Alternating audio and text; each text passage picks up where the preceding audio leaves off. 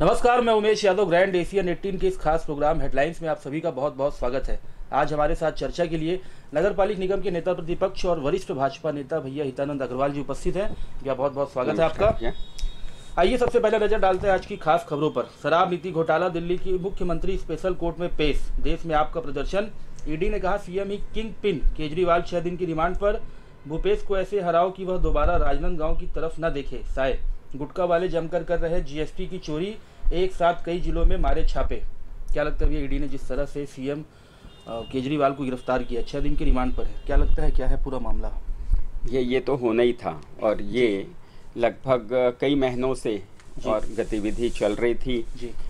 मुख्यमंत्री केजरीवाल को 9 बार सम्मन भी भेजा ईडी ने, लेकिन वो अपने आप को और ईडी से बड़ा समझने लग गए और सुप्रीम कोर्ट से बड़ा समझने लग गए, जिसके कारण 10वें और सम्मन में उनको बुलाया गया और उनसे पूछताछ की गई। और ये स्पष्ट है कि जो शराब नीति का घोटाला है, और ये घोटाला कोई 100 करोड़ नहीं 600 करोड़ से ऊपर का घोटाला खुद ईडी के अधिकारियों ने कहा है। और स्पष्ट है, इसी में मनीष सिसोदिया भी जेल गए हैं। 2021 के पहले जो शराब नीति थी उसमें ये था कि दिल्ली में जो भी दुकानें रहेंगी वो शासकीय संचालन में रहेंगी, लेकिन 2021 के शराब नीति को इन्होंने चेंज करते हुए और उसे पूरा प्राइवेटाइज कर दिया, और प्राइवेटाइज भी कर दिया और अपने लोगों को ही केवल उन्होंने और दुकानें आवंटित की।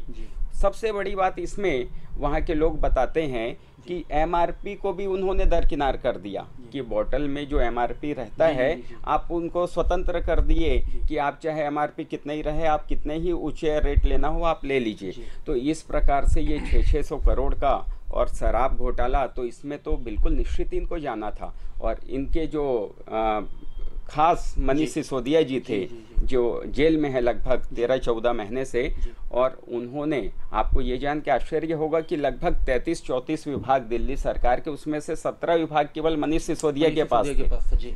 और उसके बाद भी देखिए केजरीवाल जी को थोड़ा भी एहसास नहीं हो रहा, गिल्ट फील नहीं हो रहा, और वो बोलते हैं कि मैं जेल से सरकार चलाऊंगा। अरे जेल से तो गैंगवार चलते हैं, सरकार कैसे चलेगा? बिल्कुल। तो अपने आप को सबसे बड़ा ऊंचा समझने वाले और केजरीवाल जो न्यायालय हो, चाहे ईडी हो, चाहे एजेंसी हो, सबसे ऊंचा समझ रहे हैं और जेल से सरकार चलाने की बात कर रहे हैं। आने वाले दिनों में दिल्ली की जनता इन्हें जरूर जवाब देगी। बिल्कुल। इसमें ईडी का आरोप भी है कि केजरीवाल को लगभग 300 करोड़ रुपए मिले भी हैं।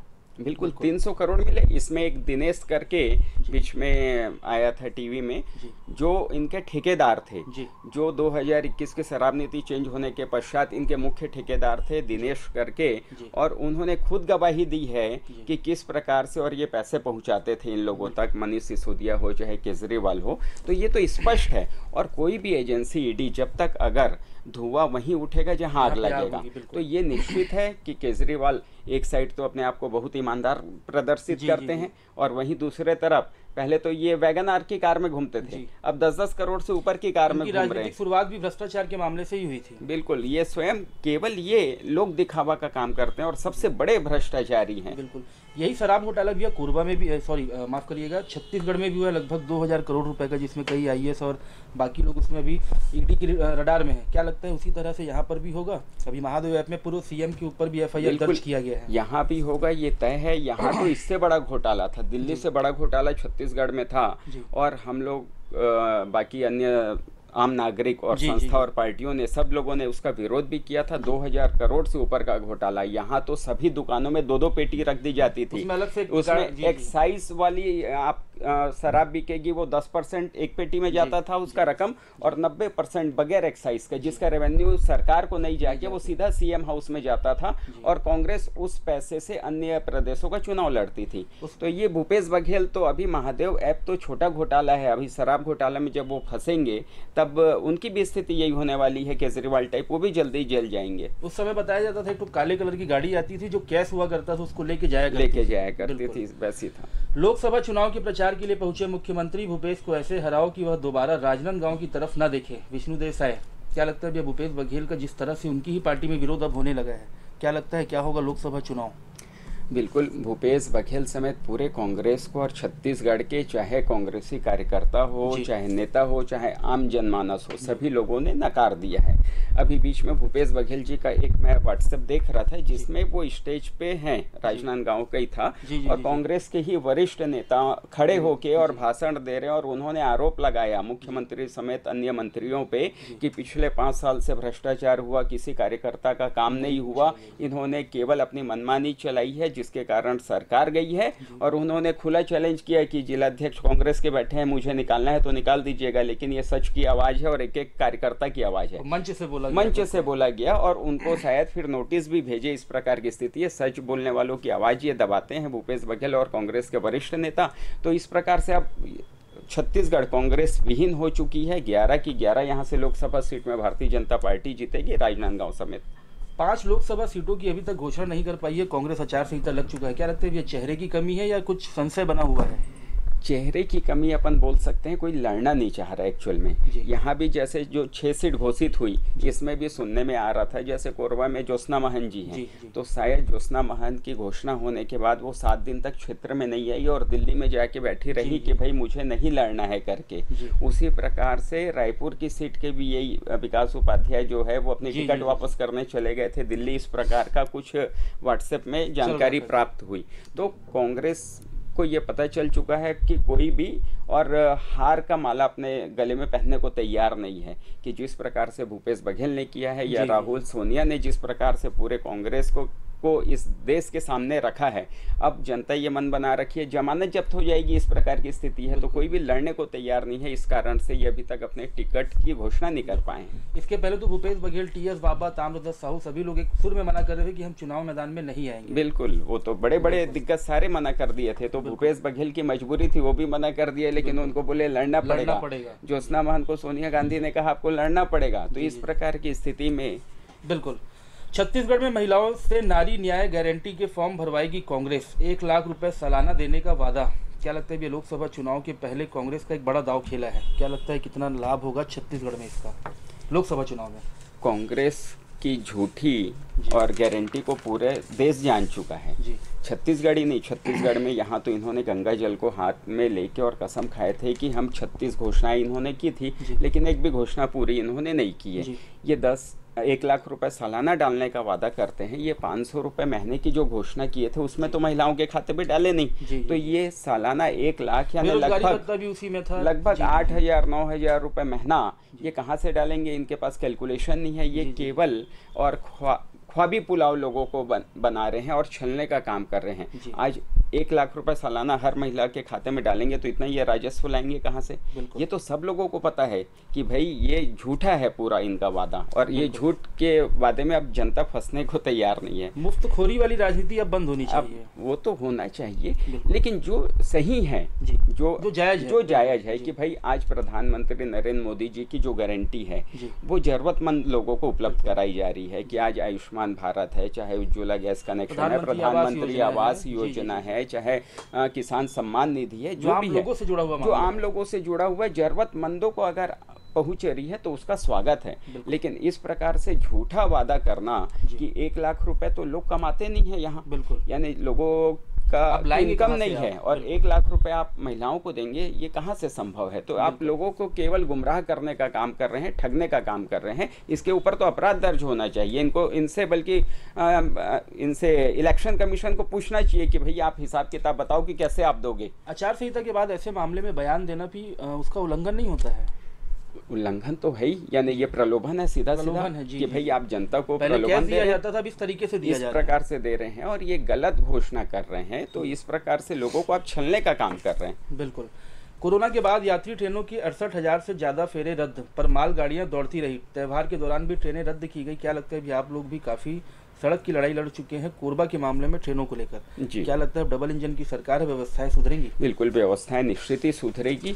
और यहाँ पे हमारे आदरणीय कमलेश यादव जी और राकेश श्रीवास्तव जी, अन्य पत्रकार और जनप्रतिनिधि, हम लोगों ने मिलके और लगातार कोरबा में रेल सुविधा बढ़े, इसके लिए कोरबा विकास समिति के अंतर्गत और हम लोगों ने लगातार संघर्ष किया, जिसका परिणाम भी हुआ कि हसदेव एक्सप्रेस मिली। कई ट्रेनें जो बिलासपुर तक थी वो कोरबा भी चालू हुई। तो इस प्रकार से उसमें लाभ भी मिला है। लेकिन जो यहाँ के जनप्रतिनिधि पिछले 15 साल तक रहे, चाहे यहाँ की सांसद महोदया रही, ये सब विषय रेल सुविधा बढ़ाने का काम इनका रहता है, बड़े जनप्रतिनिधि का। लेकिन बड़े जनप्रतिनिधि अगर सोए रहे, जिसके कारण हमें ये सुविधा कम मिल पाई है। लेकिन अभी निश्चित ही अगर यहाँ से और सांसद महोदया मोदी जी की सरकार के सदस्य के रूप में शामिल होती है और यहाँ से जीत के जाती हैं, तो उसका लाभ रेल सुविधा में भी मिलेगा। अभी एक सभा में मैं सुन रहा था, उनका बड़ा स्पष्ट उनका कहना था कि अभी पूरे देश में रेल पटरी बिछने का काम, विस्तार का काम चल रहा है, जिसके कारण ट्रेनें थोड़ी सी विलंब हो रही है। लेकिन आने वाले साल भर बाद सभी समय पे चलेंगी। और कोरबा के लिए उनके दिमाग में एक स्पष्ट विजन है कि कोरबा की कनेक्टिविटी सभी दिशाओं से होनी चाहिए। दिल्ली की ट्रेन हो चाहे कलकत्ता की ट्रेन हो, अप और डाउन पूरी ट्रेन की सुविधा यहाँ से मिलेगी। और माननीय प्रधानमंत्री जी और केंद्र सरकार के द्वारा भी रेल कॉरिडोर की बड़ी सौगात भी मिली है। पूरा पेंड्रा से लेके और इधर उर्गा कोरबा को जोड़ा जा रहा है। तो एक नई लाइन चालू हो जाएगी, तो हम जो अभी तक कटे हुए हैं वो बीच में आ जाएंगे। बिल्कुल। बस्तर से राहुल गांधी चुनाव लड़े या भूपेश बघेल, जीत तो भाजपा की होगी। चुनाव लड़ने से रोकने कर रहे विपक्षियों की गिरफ्तारी, सचिन पायलट। कांग्रेस ने ही गिरफ्तारी की मांग की थी, अब आंसू बहा रहे हैं किरण। क्या लगता है ये गिरफ्तारी को लेकर विपक्षी दल एक सुर में कह रहे हैं कि लोकसभा चुनाव के पहले जानबूझकर गिरफ्तार किया गया है। क्या कहना चाहेंगे? बस्तर के मामले में सीधा कह रहे हैं वहाँ के प्रत्याशी कि राहुल गांधी चाहे चुनाव लड़ लें या भूपेश बघेल। 11 की 11 सीटों में क्या होगा स्थिति छत्तीसगढ़ में? स्पष्ट है, 11 की 11 सीट बस्तर समेत जी, यानी कहीं भी, यानी राहुल गांधी हो चाहे भूपेश बघेल हो, ये 11 सीट में बस्तर में लड़ लें या कोरबा में लड़ लें या कहीं भी लड़ लें, इनको भी पता है कि इनकी हार सुनिश्चित हो चुकी है। और जनता जान चुकी है और पूरा मन बना चुकी है कि जिस प्रकार से पिछला 5 साल भूपेश बघेल का भ्रष्टाचार युक्त रहा, विकसित तो दूर की बात है, केवल लोगों को गुमराह और ठगने का काम किया इन्होंने, जिस प्रकार से झूठी कस्में इन्होंने खाई है। तो अब लोग मन बना चुके हैं कि दोबारा अब कांग्रेस से हमको दूर रहना है। और भारतीय जनता पार्टी के केवल 3 महीने की सरकार का कार्यकाल जनता देख चुकी है कि 3 महीने के अंतर्गत आने के बाद वो तुरंत 18 लाख आवास की घोषणा कर देना, मुख्यमंत्री जी के द्वारा 1000 रुपये महतारी वंदन का खाते में पैसा चले जाना, किसानों को 3100 रुपये के हिसाब से पैसा चले जाना, 2 साल का रुका हुआ बोनस चले जाना, 50,000 करोड़ से ऊपर की और सौगात लोगों तक पहुंचा दिए। ऐसे मुख्यमंत्री विष्णुदेव साय जी और 3 महीने के और 5 साल के भूपेश बघेल, दोनों की तुलना अब जनता कर रही है। 100 दिनों में कोरबा को बड़ी सौगात मिली है, जिस तरह से एल्युमिनियम पार्क और एलिफेंट कॉरिडोर की भी एक सौगात मिली है, बड़ी सौगात है। बिल्कुल, काफी लंबे समय से कोरबा के लिए तो ये एक वरदान है। एल्युमिनियम पार्क अगर यहाँ पे विकसित होता है तो यहाँ से लिक्विड एल्युमिनियम मिलेगा, छोटे छोटे कारोबारी भी अपना व्यापार बढ़ा सकते हैं, रोजगार बढ़ेगा। और यहाँ पे अगर 100-200 यहाँ पे छोटे उद्योग लग जाते हैं तो उद्योग तो विकसित होगा, साथ में वहाँ एक उद्योग में 100 लोग भी अगर कार्यरत हैं तो आप मान के चलिए 2000-3000 लोगों को तुरंत रोजगार उपलब्ध होगा। तो एक अच्छी और स्वागत योग्य ये पहल है भाजपा की। कांग्रेस को झटका, सीपीआई ने घोषित कर दिया प्रत्याशी, बेगूसराय से कन्हैया नहीं लड़ेंगे इंडिया के उम्मीदवार। क्या लगता है अभी एनडी गठबंधन जो बनाया गया है, क्या लगता है अभी भी लोकसभा चुनाव के पहले ही पूरा बिखराव दिख रहा है फिर से? क्या लगता है चुनाव तक ये लोग एक साथ रह पाएंगे? ये उस नाव पे सवार हैं जिसमें छेद हो चुका है और पानी भर रही है और अब सब लोग वहाँ से कूदना चालू कर दिए हैं। और सबको पता है कि उस नाव के कैप्टन है राहुल गांधी। राहुल गांधी के साथ या उनके नाम के साथ जिस भी पार्टी का नाम जुड़ा रहेगा उस पार्टी की हार सुनिश्चित है, जिसके कारण सब अब छिटकने लग गए हैं। तो इस प्रकार का इंडी गठबंधन और फेल है। और मैं तो पहले भी बोलता हूँ कि जिस गठबंधन का निर्माण और किसी को हटाने के लिए, किसी को मिटाने के लिए, किसी को और नीचा दिखाने के लिए होता है, वो गठबंधन कभी सफल नहीं हो सकता। इनका उद्देश्य एक ही है, इनका उद्देश्य राष्ट्रवाद नहीं है, इनका उद्देश्य भारत माता की सेवा करना नहीं है, इनका उद्देश्य और सरकार बनाना नहीं है, इनका एक ही उद्देश्य है मोदी को हटाना। कैसे मोदी को रोका जाए? तो जहाँ पे आप किसी को हराने के उद्देश्य से लड़ोगे वहाँ भगवान भी आपका साथ नहीं देगा, जनता भी आपका साथ नहीं देगी। तो इस प्रकार से ये इंडी गठबंधन पूरी तरीके से फेल है। नाम इन्होंने रखा है इंडिया गठबंधन, लेकिन मेरे को अच्छा लगता है प्रधानमंत्री जी के भाषण में वो इंडी गठबंधन बोलते हैं। शब्द को बोला। जी जी जी जी। तो आइए अब कोरबा की खबर का रुख करते हैं। थर्ड ईयर के स्टूडेंट्स के लिए हॉस्टल में जगह नहीं, ऐसे में लटक जाएगी मान्यता। कट्टा, रिवॉल्वर, कारतूस समेत 3 आरोपी गिरफ्तार। महापौर राजकिशोर को हाई कोर्ट से कोई राहत नहीं मिली। हाई कोर्ट में एक और मामले में चल रही सुनवाई, अंतिम निर्णय आने के बाद ही अब देखेंगे। क्या लगता है जिस तरह से अभी एक सप्ताह से ये सब कुछ चल रहा था, अब एक बड़ा झटका लगा है महापौर राजकिशोर प्रसाद को, अब क्या होगा? देखिए, महापौर राजकिशोर जी की जो जातिगत प्रमाण पत्र वाला मामला है वो स्पष्ट है, और स्वयं महापौर जी भी इस बात को जानते हैं कि उनकी जो जाति प्रमाण पत्र है वो झूठी है। क्योंकि यहाँ पे और कलेक्टर में जो जाति छानबीन समिति होती है वहाँ पे 2021-22 से आवेदन दिया हुआ है लगातार, और उस पे और सुनवाई भी चल रही है।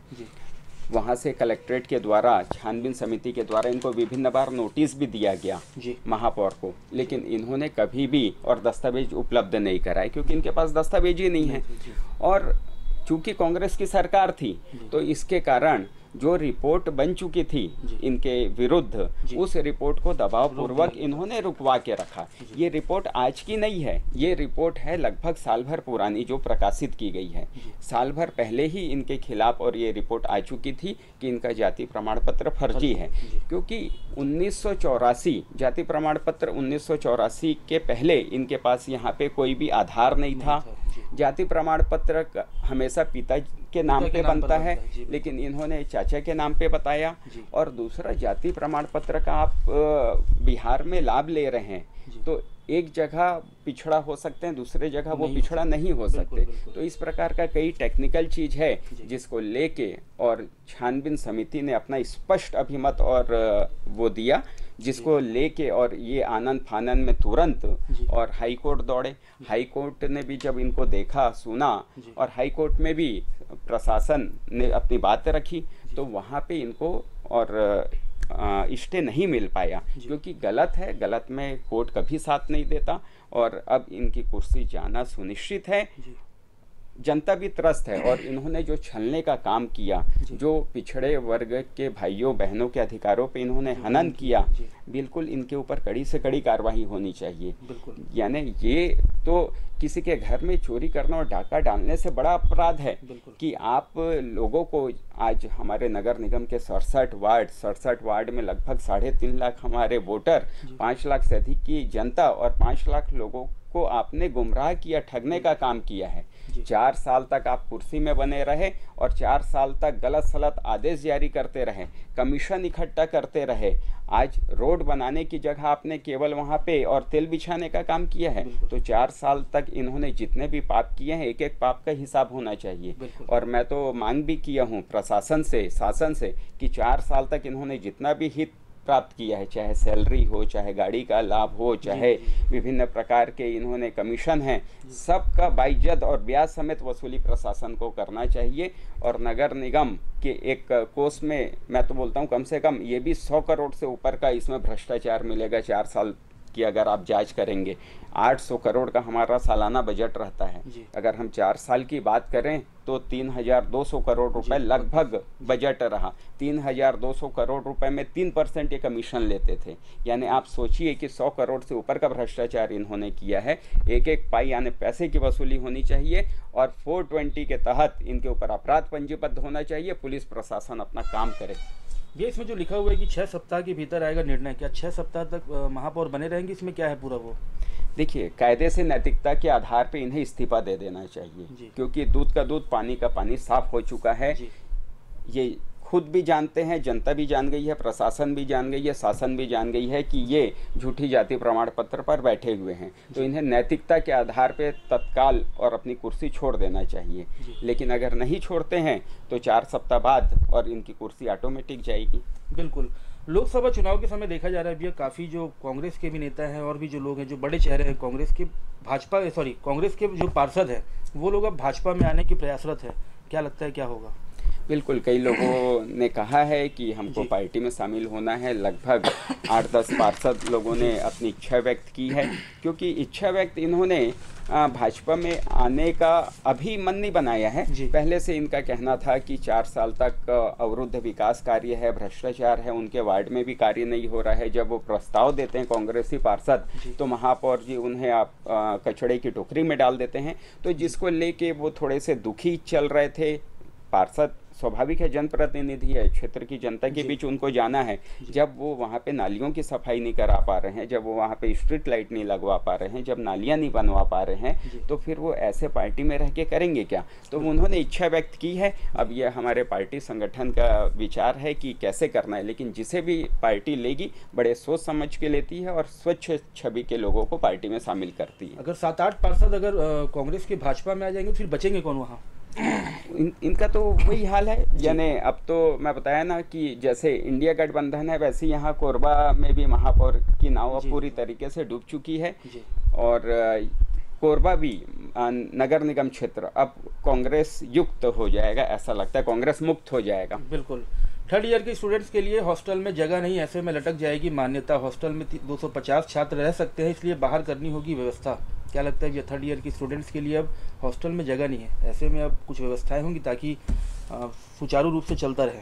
बिल्कुल होनी चाहिए व्यवस्था, और होगी भी। अभी हमारे स्वास्थ्य मंत्री जी आए थे, जब वहाँ पे बैठक भी लिए थे, तो उन्होंने बड़े स्पष्ट तौर पे कहा कि कॉलेज के लिए जो भी इंफ्रास्ट्रक्चर बढ़ाने के लिए हो, चाहे जिस भी प्रकार की यहाँ पे मशीनरी कमी हो, चाहे नई भर्ती की आवश्यकता हो, वो अपना प्रस्ताव और स्वास्थ्य मंत्री जी के पास प्रस्तुत करें, और निश्चित ही मेडिकल कॉलेज को यहाँ पे ऊंचाइयों पे ले जाया जाएगा कोरबा की। उन्होंने तत्काल वहाँ बैठे बैठे, चाहे सिटी स्कैन मशीन हो, चाहे MRI मशीन हो, वो भी उपलब्ध नहीं था, तो उस बारे में भी तुरंत उन्होंने संज्ञान में लेके कार्रवाई की। और जिस प्रकार से उनका कहना था कि हमारा मेडिकल कॉलेज इस स्तर का हो कि यहाँ से और रिफरल होके लोग प्राइवेट में ना जाएं, प्राइवेट से रिफरल होके और यहाँ पे सरकारी मेडिकल कॉलेज में आए, तो उनकी सोच स्पष्ट है। तो निश्चित ही 3rd ईयर के बच्चों के लिए और छात्रावास बनेगा, इंफ्रास्ट्रक्चर की बढ़ोतरी होगी। बिल्कुल। कोरबा सहित लोकसभा की 7 सीटों पर चुनाव लड़ेगी गोकपा। लोकसभा चुनाव में प्रत्याशी उतारने को लेकर मकपा ने की चर्चा। क्या लगता है, आप भी लोकसभा चुनाव में काफ़ी लगे हुए हैं, क्या लगता है क्या होगी स्थिति? पाली तानाखार से गोकपा की विधायक हैं, वहाँ से वो भी चुनावी मैदान में होंगे, किसी को उतारेंगे? क्या लगता है, पिछले बार 60,000 का माइनस रहा है भाजपा को पाली तानाखार में, अब की बार क्या स्थिति होगी? देखिए, गोकपा के जो विधायक हैं तुलेश्वर जी मरकाम, और उन्होंने ये कहा है कि लोकसभा के प्रत्याशी खड़े करेंगे और बाकी भी सीटों पे लड़ेगी, तो लड़ना चाहिए जी। क्षेत्रीय पार्टी है, उनका अधिकार है जी। और अगर वो लड़ते हैं तो उसमें कहीं कोई बुराई नहीं, सबको लड़ने का अधिकार है, प्रदर्शन करने का अधिकार है जी। और पाली तानाखार की हम बात करें, पिछले बार जी 60,000 से हम पीछे थे, इस बार कम से कम हम वहाँ से ज़्यादा नहीं तो 10,000 15,000 से हम लीड लेंगे, इस स्थिति में हम आ चुके हैं। अभी 5 दिन पहले की आपको घटना मैं बताऊं, पाली तानाखार के जितने भी कांग्रेसी लोग हैं सब लोग छोड़ के भारतीय जनता पार्टी के रीति नीति से प्रभावित होके, यहाँ की प्रत्याशी दीदी सरोज पांडे से प्रभावित होके और उन्होंने पार्टी में शामिल हुआ। वहाँ पे नगर पंचायत के अध्यक्ष समेत जितने भी पार्षद हैं वो सब भारतीय जनता पार्टी के उन्होंने सदस्यता ली, 2,000-3,000 लोगों ने पार्टी की सदस्यता ली और वहाँ पे सतत काम चल रहा है। पार्टी के कार्यकर्ता घर घर संपर्क कर रहे हैं और सबसे अच्छी बात तो ये है कि हमारी प्रत्याशी जो है उनका विज़न स्पष्ट है। लोगों को ये समझ में आ गया है कि अगर भारतीय जनता पार्टी यहाँ से जीतेगी तो क्षेत्र का विकास होगा, क्योंकि पाली तानाखार के लोग और 5 साल तक पूर्व यहाँ पे वर्तमान जो सांसद थी उनको देखने के लिए वो तरस गए। तो उनका कहना है कि हम 5 साल देख चुके हैं, लेकिन इस बार हम और बिल्कुल उन्हें ज्योत्सना महन जी को मौका नहीं देंगे। तो ये स्पष्ट है। इसको देखते हुए ऐसा मेरा व्यक्तिगत आकलन है कि हम मिनिमम, यानी हो सकता है बढ़ भी जाएं, लेकिन कम से कम हम वहां से 15,000 वोट से लीड अवश्य करेंगे, इस स्थिति में है। बिल्कुल। भाजपा ने पहले बाल को बेचा, अब श्रमिक सुविधाएं मांग रहे तो मिल रही लाठियां। ज्योत्सना महंत भी आपने लगभग 4 माह पहले लापता सांसद करके एक पोस्ट किया था जो काफी वायरल हुआ था। अब बालको गई हुई थी, आप वही बालको में रहते हैं, वहाँ के पार्षद भी हैं, क्या कहना चाहेंगे? देखिए, बालको की याद इनको 5 साल में पहली बार आई है जी। 5 साल में एक बार भी ये बालकों नहीं आई हैं, ना बालकों से संबंधित समस्या उठाई हैं। इनका फर्ज था कि बालकों से संबंधित समस्या, स्थानीय रोजगार हो, चाहे CSR से विकास हो, चाहे वहाँ का प्रदूषण हो, चाहे वहाँ का अविकसित क्षेत्र हो, वहाँ के कर्मचारियों के हित के लिए, सब के लिए इनको सदन में बात उठानी थी। लेकिन सबसे बढ़िया बात मैं आपको बताऊं उमेश भाई कि इनकी भूमिका और सदन में भी दीदी सरोज पांडे ने उठाया। सरोज पांडे जी और राज्यसभा की सांसद थी। राज्यसभा सदन में उन्होंने ये आवाज़ उठाई कि बालकों के स्थानीय लोगों को वहाँ पे तुरंत रोजगार उपलब्ध कराना चाहिए, बालकों CSR से वहाँ पे विकास कार्य करे, बालकों वहाँ के प्रदूषण को तत्काल बंद करे। तो ये 3-4 विषय को और मुखरता के साथ और पूरे डाटा के साथ उन्होंने राज्यसभा में उठाया भी। तो मेरे कहने का मतलब है ये जिम्मेदारी थी ज्योत्सना महन जी की, लेकिन ज्योत्सना महन जी अपनी जिम्मेदारी को नहीं निभाई और उसी जिम्मेदारी को दीदी सरोज पांडे ने बखूबी निभाया, लोकसभा सांसद नहीं होने के बाद भी। तो इस प्रकार की स्थिति है। तो लोग सब देखते हैं, समझते हैं, तो बालकों के उनके आने से कोई प्रभाव नहीं पड़ेगा। 5 साल में तो उन्होंने आया नहीं, अभी वो केवल वोट मांगने अगर आ रही हैं। विधानसभा चुनाव के समय भी राखड़ का मुद्दा काफी जोरों पर रहा, मतलब भाजपा कांग्रेस के ऊपर हमलावर रही राखड़ को लेकर, लेकिन आज भी वही स्थिति, ऐसा नहीं लगता? कुछ हद तक कम हुआ है। देखिए धीरे धीरे आज 3 महीना हुआ है सरकार गठन को, 100 दिन हम पूरा किए हैं और 100 दिन में ये देखने को मिल गया, 100 दिन में एक भी दिन जाम की स्थिति नहीं बनी है। यानी लगातार कोरबा बालको हमारा आना जाना लगा रहता है। हम भी देखते हैं, आम लोगों से भी आप पूछ सकते हैं कि पहले लगातार 100 दिन में 99 दिन आपको जाम की स्थिति दिखती थी। एम्बुलेंस भी नहीं निकल पाती थी, स्कूली बच्चों के वैन भी नहीं निकल पाते थे। जाम की स्थिति अब खत्म हो चुकी है, रोड में अब पानी छिड़काव दिख रहा है और राखड़ का भी जो परिवहन है वो भी लगभग प्रदूषण पहले की बजाय 50% कम हो चुका है।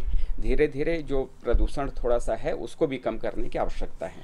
बिल्कुल। चुनाव के बाद लखनलाल जो मंत्री है लखनलाल देवांगन जी, उन्होंने कहा था कि राखड़ का जो परिवहन है वो कैप्सूल माध्यम से होना चाहिए। आपको नहीं लगता कि कैप्सूल वाहन का उपयोग किया जाए? करना चाहिए। NGT का जो नियम है, NGT के नियम का पूरा पालन होना चाहिए। कैप्सूल वाहन में ही परिवहन होना चाहिए और उसके लिए भी मैं तो बोलता हूँ अलग कॉरिडोर सुनिश्चित हो। जहाँ भी लो लाइन एरिया है वो भी अनुमति एरिया में ही डले और डलने के साथ उसमें मिट्टी से उसका कवरिंग भी हो, ताकि यातायात के समय भी राखड़ ना उड़े, जहाँ पे लोडिंग और अनलोडिंग है वहाँ भी राखड़ ना उड़े। हमारा स्वच्छ पर्यावरण रहना चाहिए। खुली हवा में सांस लेने का सबको अधिकार है। राखड़ युक्त हवा में सांस लेके और लोग कई प्रकार की बीमारियों से ग्रसित हो रहे हैं, फेफड़े खराब हो रहे हैं, तो ये स्थिति नहीं बननी चाहिए। इसके लिए चाहे हमारी सरकार हो, चाहे बालको प्रशासन हो, चाहे जिला प्रशासन हो, सबको इस पे संज्ञान लेने की आवश्यकता है। बिल्कुल। लालिमा बनी नगर निगम की ब्रांड एम्बेसडर, क्या कहना चाहेंगे? भारत सरकार की स्वच्छ सर्वेक्षण 2024 के तहत ये किया जा रहा है, क्या लगता है कोरबा नगरीय निकाय में जिस तरह से सौंदर्यीकरण के नाम पर बंदरबाट हो रहा है, ऐसा नहीं लगता आपको? सौंदर्यीकरण के नाम पे यहाँ पे पूरा बंदरबाट है। दीवालों को आप देखेंगे रंग रोगाई कर दिया जाता है और 7 दिन के अंदर वो गायब हो जा रहा है। यहाँ पे आई लव कोरबा आप देखेंगे कई जगह पे लगा हुआ है, लेकिन वो भी टूट चुका है पूरा, केवल और 3 महीने के अंदर ही, यानी 3 साल उसका मेंटेनेंस पीरियड रहता है, लेकिन महापौर की निष्क्रियता के कारण वो उसको मेंटेनेंस को भी दोबारा नहीं करा पा रहे हैं। यहाँ पे सुंदरता के नाम पे LED लाइट लगी थी, आपकी जानकारी में है, लेकिन वो LED लाइट भी 3 साल क्या 3 महीने भी नहीं चली, एक बरसात भी नहीं झेल पाई। तिरंगा वाला जो लगाए हुए थे, तिरंगा वाला लगाए थे। तो ये सौंदर्यीकरण के नाम पे केवल यहाँ पे भ्रष्टाचार हो रहा है, केवल लोगों को के खून पसीने की कमाई को और महापौर जी अपने जेब में डालने का काम कर रहे हैं। ये तत्काल बंद होना चाहिए। आज आवश्यकता है मूलभूत सुविधा। आज हर वार्ड के अंदर रोड, नाली, बिजली और सीवरेज ये सब की व्यवस्था होनी चाहिए, लेकिन आप वार्डों में चले जाइए उमेश भाई, देखेंगे कच्ची सड़कें हैं और बगैर सफाई कचड़े से भरी हुई नालियां हैं। जो इस प्रकार की स्थिति बनी हुई है, तो इसके लिए और जनता देख चुकी है कि किस प्रकार से पैसे की बर्बादी होती है। 800 करोड़ रुपए जाते कहाँ हैं? यही सब में तो जाते हैं। ऐसा नहीं लगता कि सड़क के किनारे जो पेड़ लगाए जाते हैं उसकी देखरेख नहीं होती है, लेकिन ठेकेदार को लाभ पहुंचाने के लिए किया जाता है? बिल्कुल। यहाँ पे केवल उद्देश्य यही है कि ठेकेदार को किसी भी आप विषय पे और उनको भुगतान कर दीजिए। आप 10 लाख रुपए ठेकेदार को दे रहे हैं और पीछे के रास्ते से 5 लाख रुपए अधिकारियों को और महापौर को आ रहा है। तो इस प्रकार की स्थिति बनी हुई है। हालांकि अब सरकार बदलने के बाद बताया जा रहा है कि कमीशन पूरी तरह से बंद हो चुका है। बिल्कुल, कमीशन ये बंद हो चुका है, लेकिन महापौर का कमीशन बंद नहीं हुआ है। कमीशन बंद हुआ है बाकी कुछ अधिकारियों का, जो वरिष्ठ अधिकारी हैं उनका कुछ लोगों का हुआ है, क्योंकि नगरीय निकाय मंत्री और प्रभारी मंत्री माननीय अरुण साव जी का ये स्पष्ट कहना था। उन्होंने जब कमिश्नर लोगों की बैठक ली तो उन्होंने स्पष्ट निर्देश दिया कि कमीशन खोरी तत्काल बंद हो, 1 रुपए का 1% का भी कमीशन नहीं लेना चाहिए, ना मैं भ्रष्टाचार होने दूंगा और कोई करेगा तो उसे छोड़ूंगा भी नहीं। इस प्रकार का उनका निर्देश था। ना खाऊंगा ना खाने दूंगा, इस प्रकार का मोदी जी के और पग दर्शक और उनके चरणों को अपना मुख्य मानते हुए और उनको अपना आदर्श मानते हुए ऐसे अरुण साहू जी और हमारे छत्तीसगढ़ के लिए नरेंद्र मोदी हैं। बिल्कुल। चलिए, बहुत बहुत धन्यवाद आप सभी का इस खास प्रोग्राम को देखने के लिए, और भैया बहुत बहुत धन्यवाद इस सार्थक संवाद के लिए। धन्यवाद।